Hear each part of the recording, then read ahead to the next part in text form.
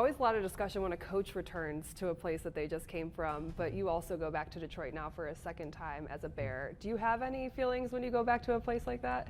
It's always exciting.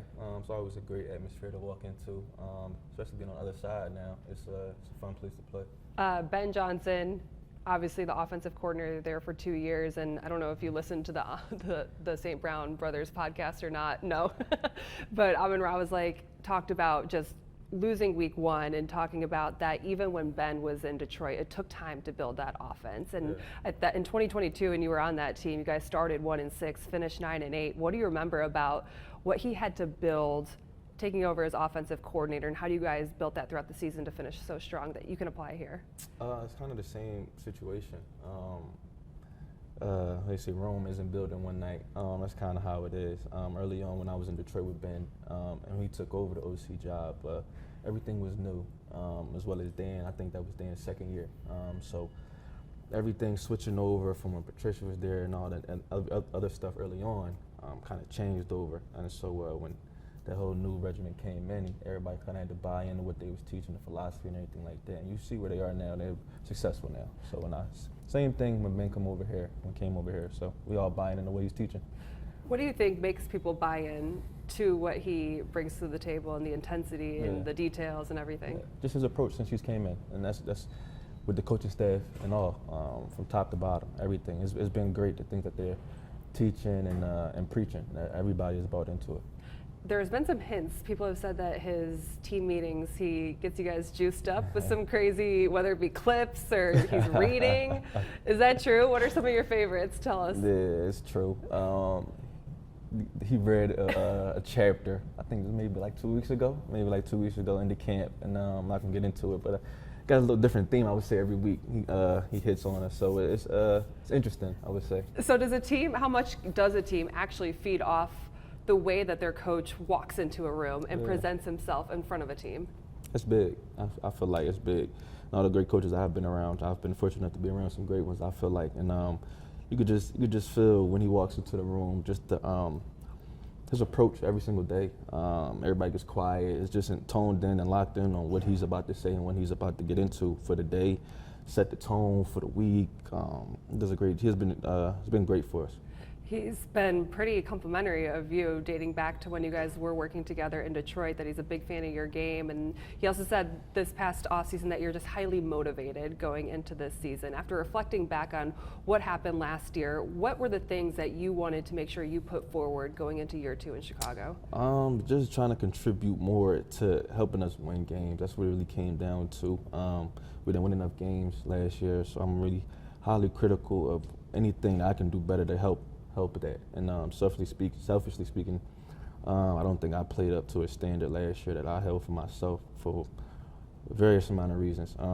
Just locking in on the off season. Just not only say I'm highly motivated, any more motivated than I am this year than I am any year. I approach every week the same. I prepare the same. So when my confidence comes from my preparation, just approaching the game every single week with the same mentality of consistently getting better and things like that and putting the right stuff out there.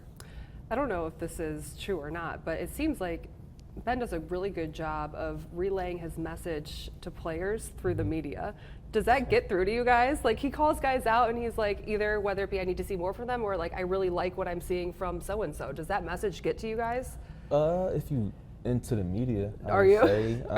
It's, nowadays it's hard not to. You look on your phone, you log on any type of social media, it'll come up, it'll pop up, whether you like it or not. So I guess so. And then I feel like Ben's the type of person you can kind of go to him and he'll relay that message to you face to face and one-on-one as well. When someone overhauls the offensive line, a lot of people want to know the reaction of the quarterback, but especially on the interior of that offensive line, when you see what the Bears did this offseason, what's the reaction of a running back? Excited. I know we didn't do what we needed to week 1, but that type of stuff takes time as well. And I'm doing everything in my power to do my part.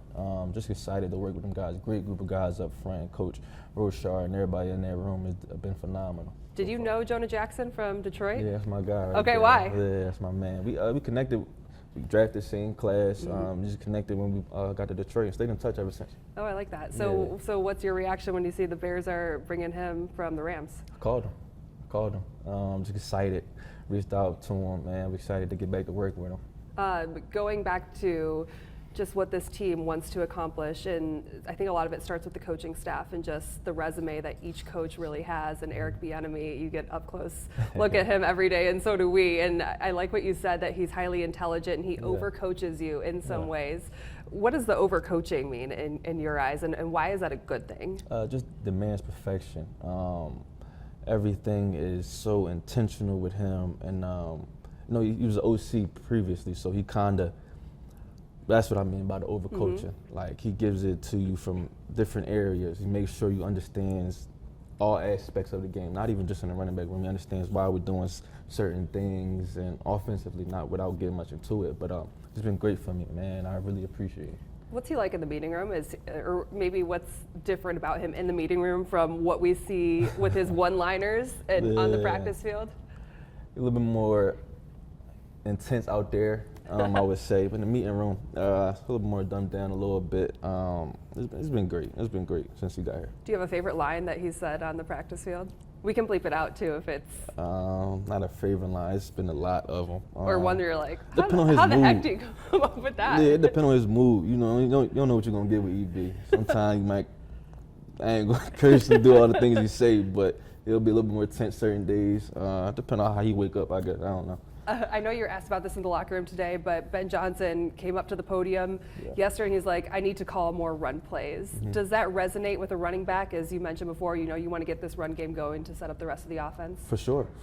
I'm excited for that. I just think we need to operate better offensively, be more clean, eliminate the penalties and things like that, so everything can get called. I was reading a little bit about your dad. He owns a boxing gym back in Philly. A gym in itself, and then the boxing gym is connected to it. Did he want you to be a boxer or get into that, or I used to box when I was really? young. Yeah, me and my mom used to go. That was kind of, I ain't gonna say my first sport, but you kind of say that. I used to box when I was young. Okay, how does that help you as a running back? This is a whole different type of training.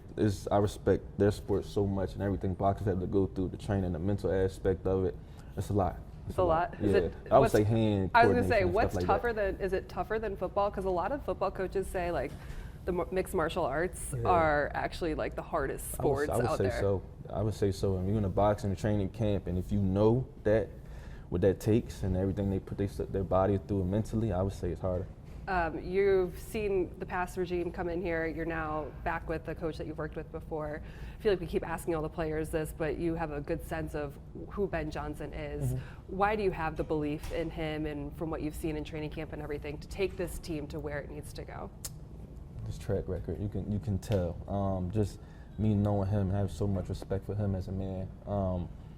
Just the way he relates to the players, he's a player coach, and then just ever since he got in here, he's been great for me. I'm just excited to be reunited with him. The way he gets his players involved, and I just know him, the coaching staff that he's brought in, it's going to be great for this city and this organization. Track record matters with a coach, correct? For sure. From a player's perspective, 100%. you look at that stuff? 100%. Love that. Thanks, DeAndre. We appreciate it. Thank you.